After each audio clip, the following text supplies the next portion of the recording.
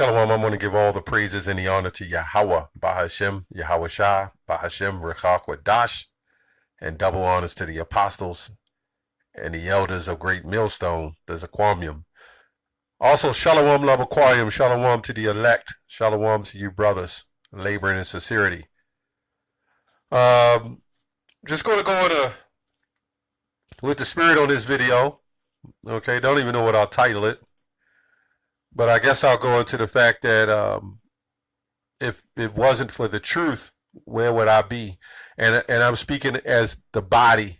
Where would we be as brothers when you think back?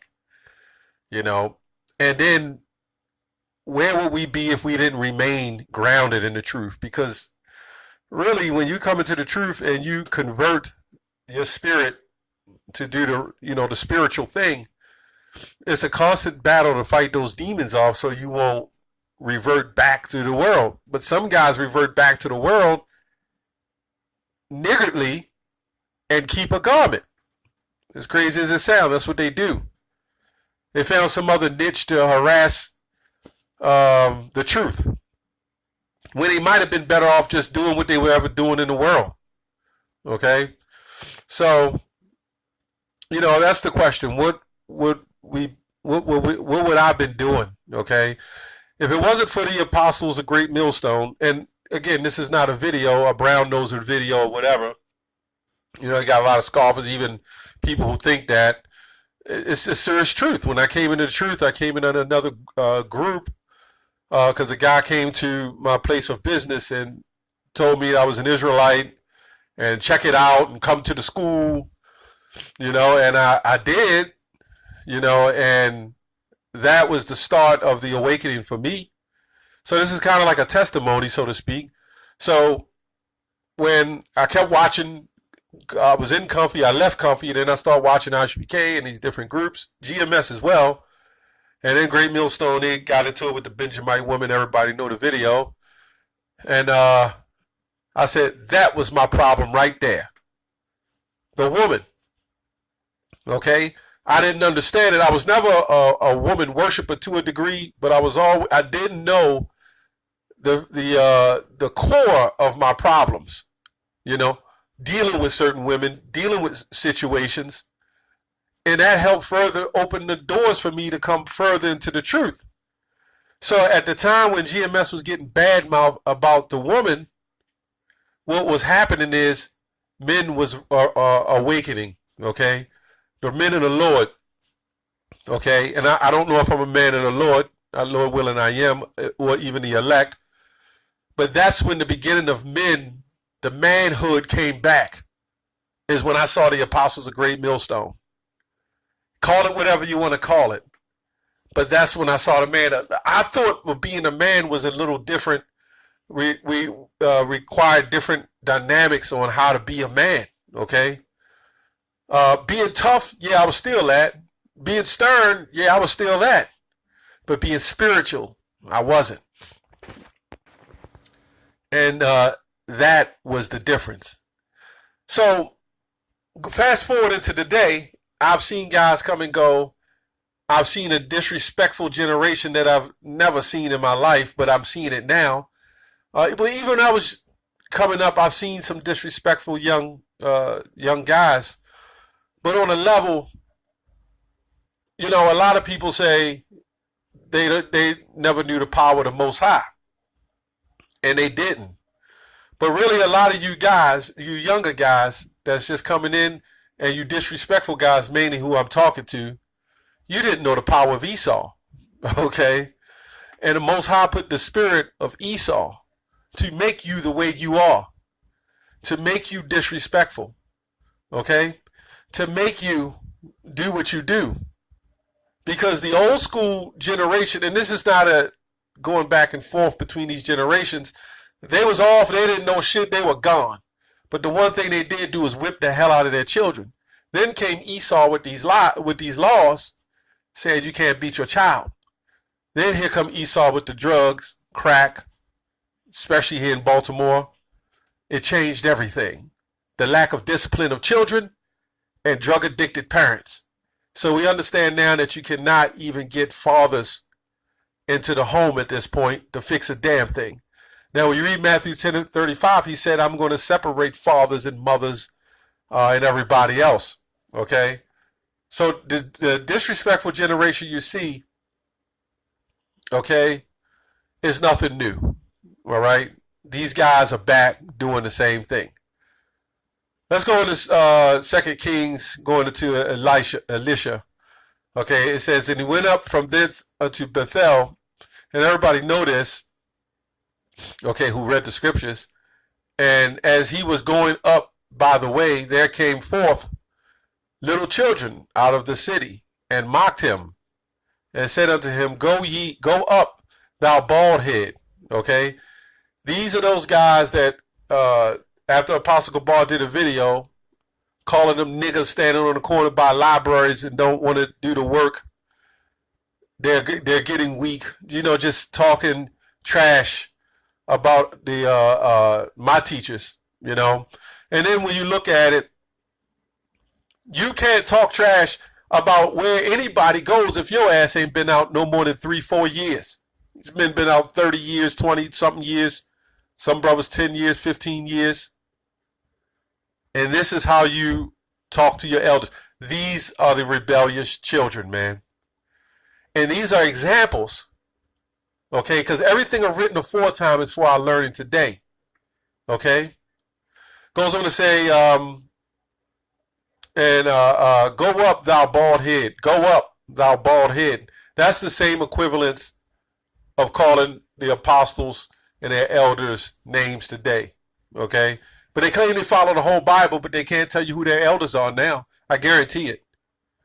The puzzle is broken now. Now who are your elders? Goes on to say, and he turned back and looked on them and cursed them in the name of the Lord. Okay? In the name of the Lord. Now you got to know there are some guys calling on the name of the Lord who prophesy falsely in the name of Yahushua. Lord ain't listening to these guys, man. It goes on to say, and there came forth 2 she-bears out of the wood, okay, and tear 42 children of them. And he went from this to Mount Carmel, and from thence he returned to Samaria, okay? So we can understand that right now, these guys may not get a she-bear tear them up, but their spirit is seriously being destroyed. And anything can happen, okay? Anything can happen to these disrespectful children, okay? And in here it says little children, okay? Or Salakia, it says children, okay? So you got grown men behaving like, yeah, it says little children, grown men. So you knew that the seriousness of how to respect your elders. And if this happened to little children, what do you think the Lord going to do to you grown ass men, man? Because really you ain't nothing but little children, man. Okay?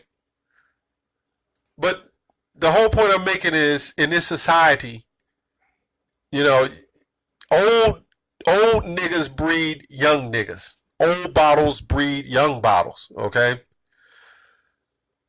Goes on to say, he that loveth his son causeth him off to feel the rod. This is Sirach 30th chapter. You can read this whole thing.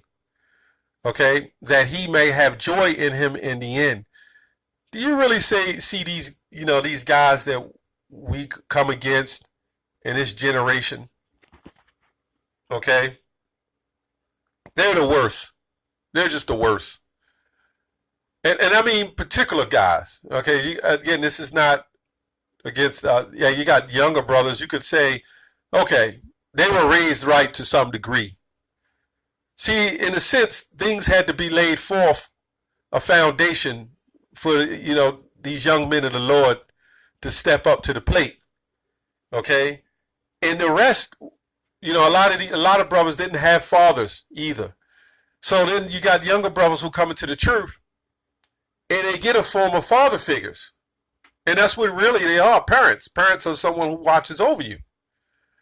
So then you get parents that watches over you, whether old or young, it doesn't matter. When you come into the truth, when I go off, I get, that, hey man, I'll get reprimanded as well. Okay?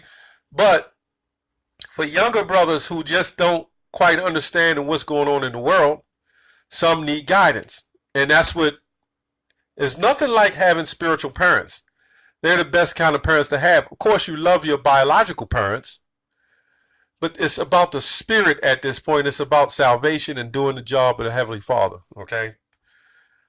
Okay, it says, he that chastiseth his son shall have joy in him. So clearly you see these guys calling the apostles names, calling them old niggas and all kinds of crazy names. You got to know their father, if they are around, or their mother, do not have joy in them, man. You got to know that.